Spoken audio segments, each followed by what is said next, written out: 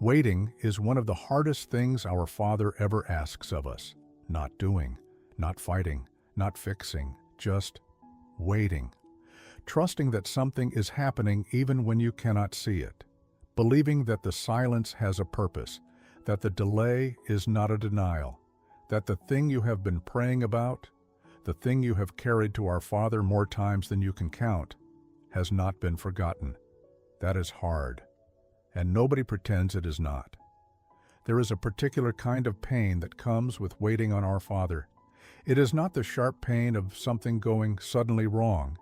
It is slower than that. It is the quiet ache of a prayer that has not been answered yet.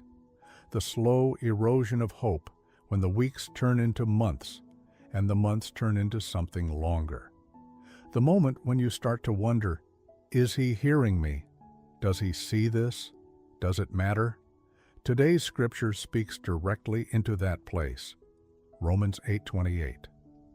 Paul writes, "And we know that for those who love God all things work together for good, for those who are called according to His purpose." Romans 8:28, ESV. Now let us be careful with this verse, because it has been misused. It has been thrown at people in pain like a quick fix, like a way to wrap suffering up neatly and move past it before it has been fully felt. That is not what Paul intended, and that is not what our Father is saying through it. Paul wrote this from experience, real, documented, painful experience. He had been imprisoned, beaten, shipwrecked, rejected by people he loved, left for dead. He was not writing from a comfortable life about how things always work out fine. He was writing from the middle of a story that had cost him everything, and declaring that our Father had not wasted a single moment of it. That is the weight behind this verse. Not a bumper sticker, not a quick comfort. A declaration forged in real suffering by a man who had watched our Father work through the hardest chapters of his own life, and had come out the other side, knowing something unshakable. All things, not some things, not the easy things, not just the chapters that made sense. All things, working together for good. Notice what it does not say. It does not say all things are good. Some things that happen in this life are not good. Loss is not good. Betrayal is not good. Illness is not good. Injustice is not good. Paul was not asking you to pretend otherwise. He was not suggesting that the painful thing should be rebranded as a blessing before you have even had time to grieve it. What he was saying is something far more powerful than that. All things, even the ones that are genuinely painful, even the ones that made no sense when they happened, even the ones you would never have chosen, are being worked together, actively, by a Father who sees the whole picture when you can only see the chapter you are in right now. Think about what that word together means. Individual threads that look like chaos, being woven into something that has shape and purpose and meaning. You cannot see the pattern from the back of the tapestry. You only see the knots, the loose ends, the sections that look unfinished. But our Father is working from the front. He sees what it is becoming, and He has not stopped working. That is not a passive God, watching from a distance, hoping things turn out well. That is an active Father, hands in the work, using every thread, even the ones that look like mistakes, to build something that serves a purpose far beyond what you could design on your own. Bring that into what you are waiting on right now, the thing that has not moved yet, the prayer that has not been answered in the way you hoped, the door that has stayed closed longer than you expected. Our Father has not missed it. He has not set it aside. He is working, even in the waiting, especially in the waiting, because sometimes the waiting is the work. Joseph understood this better than almost anyone in Scripture. He was thrown into a pit by his own brothers, sold into slavery, falsely accused, forgotten in prison for years. If you had asked Joseph in the middle of any one of those chapters whether all things were working together for good, the honest answer would have been hard to find. The evidence was not there. The circumstances said the opposite. But our Father was working through every single one of those chapters. the pit, the slavery, the false accusation, the years in prison.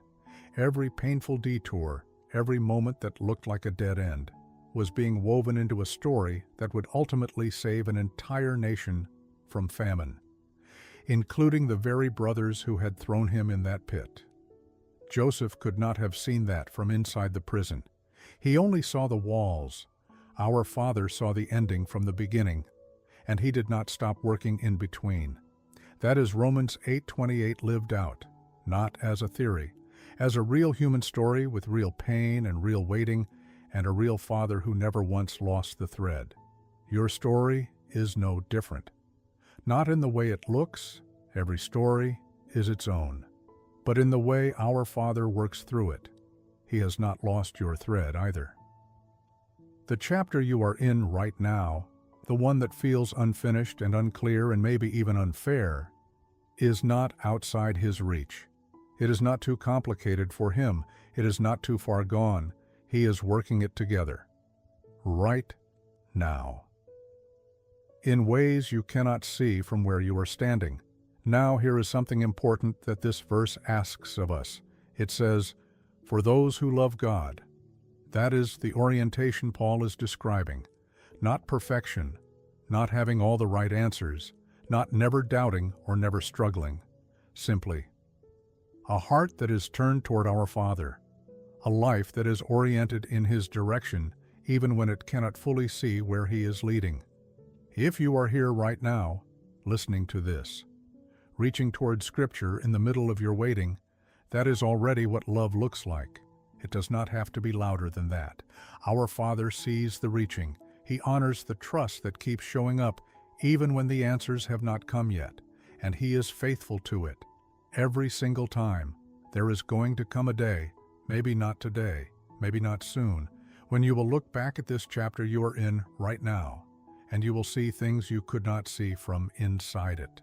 Connections that were invisible, purposes that were hidden, ways that our Father was moving through what felt like stillness, ways that the waiting was doing something in you that could not have been done any other way. That is not a guarantee that every outcome will look the way you hoped. Our Father's definition of good is bigger than ours. His purposes run deeper, His timeline is longer, but His love for you is not in question, and His commitment to working all things together for that love never wavers, so keep bringing it to Him. The unanswered prayer, the closed door, the silence that has stretched longer than you expected. Keep showing up, keep reaching, keep trusting the Father who sees the whole picture. While you trust Him with the chapter you are in, He has not forgotten. He has not moved on. He is working. And what He is building with every thread of your story is something worth waiting for. Something in what you just heard was meant for you. Sit with that for a moment.